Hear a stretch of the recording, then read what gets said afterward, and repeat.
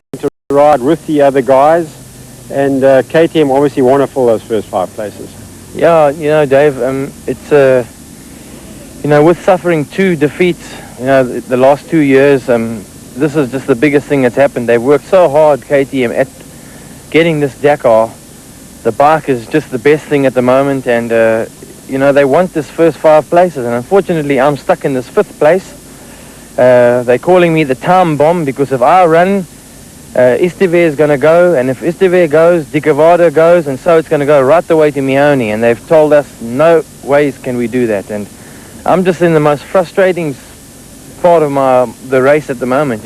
What can I do? My hands are tied, and I just can carry on until the end of Dakar, and I just hope I'm not disappointing anybody. We started off so well. Unfortunately, we had that one wheel problem, but with 10 days remaining, or 11 days, we could have carried on racing to the end, and it's just a hell of a thing. It's just a hard blow to swallow, and at the moment it's just frustrating days, and we have to wait till Dakar.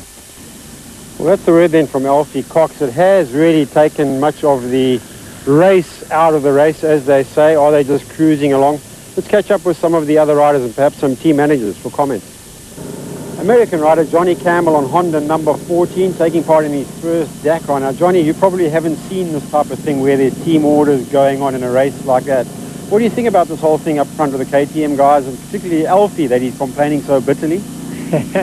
Well, I think it's really important for KTM to win this race. They've been trying for a long time, and so team orders are important for that.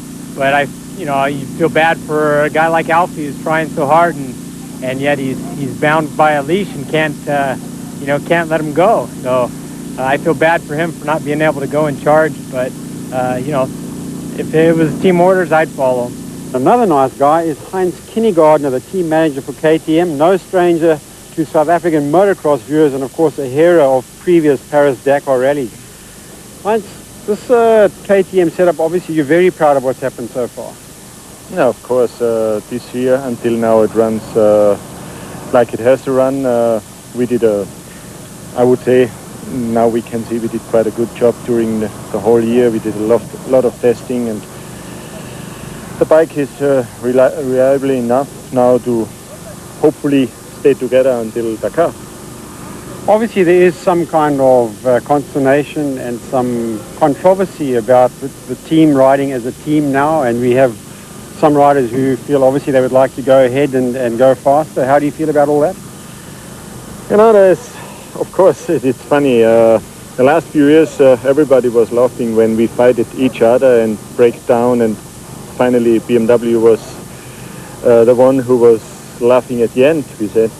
So this year, I told our riders, especially the last 3 days, 4 days, now already, don't be stupid, because the only change we can have is pushing each other and crashing, breaking down, whatever. So this is not what KTM wants, of course. Our rivals, BMW, even now when we are going slow, they have no chance to follow us. So it makes no sense at all. I know Alfie is a real fighter. He is on 5th position, struggling around there and fighting every day with himself, not going. But he is clever enough, and he knows that this is a team race. And but I would say from now on until the end, it's a bit different, because the soft sand is gone, the open desert is behind us. So the last few days, I would say they can do whatever they want. But of course, everybody wants a contract for the future again, and if they are doing stupid things now, it's more difficult to get one. So it's up to them now, taking too much risk, being clever, whatever. So, but our guys, they are experienced enough they know what they have to do.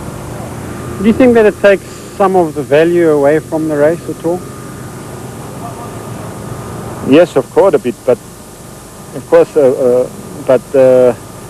mainly I would say because the other brands are no more there, so it's only KTM, and I wish to celebrate this victory, hopefully with 5 riders. Well, that's it, Heinz. I really hope that you do win this race with 5 riders. Congratulations so far. Thank you. And maybe you and I can have a beer in Dakar. Definitely, I hope so very much. Well, that was the story yesterday, and I certainly look forward to having that beer with Kinney in Dakar in just a couple of days' time. Well, today's stage was to the town of Bamako in the country of Mali. And the big question is, Alfie Cox, does he follow team orders or does he have something up his sleeve? Let's cross over then to Toby Moody for highlights of today's stage. Bad.